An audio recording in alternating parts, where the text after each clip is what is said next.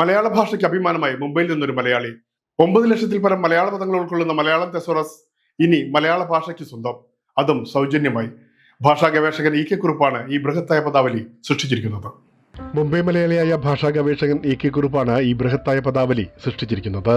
E K കുറുപ്പിന് 2025 ഭാഷാ പ്രതിഭാ പുരസ്കാരം നൽകി കേരള സർക്കാർ ആദരിച്ചിരുന്നു. ഇനിയുള്ളത് ഭാഷാ പ്രതിഭാ പുരസ്കാരം, അതായത് മലയാള ഭാഷയ്ക്ക് മുതൽക്കൂട്ടാവുന്ന പ്രവർത്തനങ്ങളിൽ ഏർപ്പെട്ടിരിക്കുന്ന ആളുകൾക്കുള്ള ഏറ്റവും മികച്ച പ്രവർത്തനത്തിലുള്ള പുരസ്കാരമായിട്ട് ശ്രീ ഇ കെ കുറുപ്പ് അദ്ദേഹം കാഴ്ചവെച്ചിട്ടുള്ള പ്രവർത്തനം, അതിനെപ്പറ്റി ശ്രീ രാജശേഖരൻ പ്രത്യേകമായിട്ട് പറയും. അദ്ദേഹത്തിന് അത് കുറച്ച് കൂടുതൽ അറിയാം.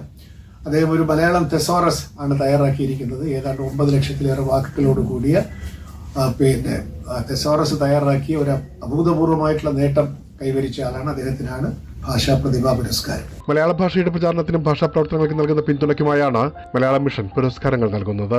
ഭാഷാ അധ്യാപകനല്ലാതിരുന്നിട്ടും 9 ലക്ഷം പദങ്ങൾ ഉൾക്കൊള്ളുന്ന മലയാളം തെസോറസ് തയ്യാറാക്കിയത് 2 പതിറ്റാണ്ടുകാലത്തെ കഠിന ശ്രമത്തിൽ. തെസോറസ് എന്ന് പറഞ്ഞാൽ പദാന്വേഷണ ശബ്ദകോശം, ബഹുശബ്ദകോശം. അത് ഒരു വാക്കിന് ഒന്നിൽ കൂടുതൽ അർത്ഥമുള്ള വാക്കുകളുടെ ഇംഗ്ലീഷും മലയാളത്തിലുള്ള സമാന പദങ്ങൾ നമ്മൾ മിനിറ്റ്സ് ഒക്കെ തയ്യാറാക്കുക, റിപ്പോർട്ട് തയ്യാറാക്കുക, പ്രസംഗങ്ങൾ ഒക്കെ.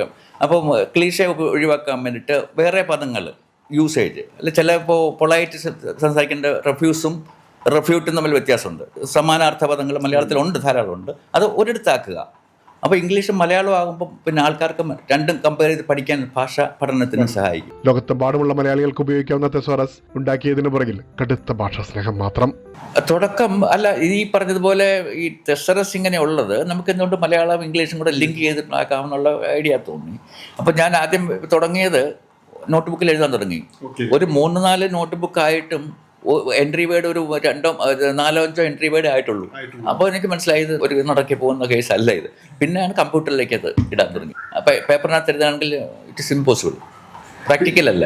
അഭിമാനം പങ്കുവച്ച് മുംബൈയിലെ സുഹൃത്തുക്കളും സഹപ്രവർത്തകരും. പിന്നെ കുറുപ്പിയേട്ടനായിട്ടുള്ള വർഷങ്ങളായിട്ടുള്ള ബന്ധമാണ്. ഞങ്ങൾ ഒരേ സ്ഥലത്തായിരുന്നു താമസിച്ചിരുന്നത്. പിന്നെ അതുമാത്രമല്ല, സമാജത്തിലെ സ്ഥിരം സന്ദർശകനായിരുന്നു.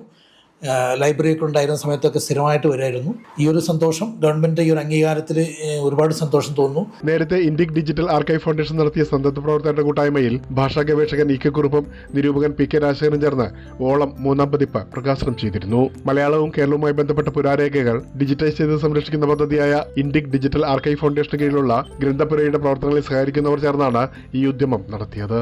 ഓൺലൈൻ നിഘണ്ടുവായ ഓളം, ദ്രാവിഡ ഭാഷ ഓൺലൈൻ നിഘണ്ടുവായ സമന്ത് തുടങ്ങി മലയാളവുമായി ബന്ധപ്പെട്ട പ്രവർത്തനങ്ങൾ നടത്തുന്ന ഫൗണ്ടേഷന്റെ 3ാം വാർഷികാഘോഷത്തിലാണ് മലയാള ഭാഷയ്ക്ക് മുതൽക്കൂട്ടായ തെസോറസ് പ്രകാശിതമായത്. മലയാളം മിഷന്റെ പ്രവർത്തനങ്ങൾ ഊർജിതമായി നടക്കുന്ന മുംബൈ നഗരത്തിന് കുറിപ്പിന്റെ പദ്ധതി ഒരു മുതൽക്കൂട്ടാകും. പക്ഷെ നമ്മൾ ഈ പറഞ്ഞ ഈ സാംസ്കാരിക പ്രവർത്തനങ്ങൾ, സംഘടനകൾ, മലയാളി സംഘടനകൾക്ക് ഒരുപാട് കാര്യങ്ങൾ ചെയ്യാൻ പറ്റും. അത് റിവൈവ് ചെയ്യാന്നുള്ളത്. പക്ഷേ ഈ പറഞ്ഞതുപോലെ പരമ്പരാഗതമായൊരു നാടകം തട്ടിക്കൂട്ടുക അല്ലെങ്കിൽ കൈകൊട്ടികൾ നടത്തുക, ഒരു ഓണാഘോഷം നടത്തുക, അതുകൊണ്ട് കഴിഞ്ഞു എന്നുള്ളതാണ് ഇപ്പോൾ കണ്ടുവരുന്നത്. ഇപ്പോഴും നമ്മുടെ ചിലരെങ്കിലും കുട്ടികൾക്ക് മലയാളം അറിയില്ല എന്ന് പറയുന്നൊരു അഭിമാനത്തോടുകൂടി പറയുന്ന ചില ആൾക്കാരും ഉണ്ട്. എൻ്റെ മക്കൾ മലയാളം സംസാരിക്കില്ല എന്ന്.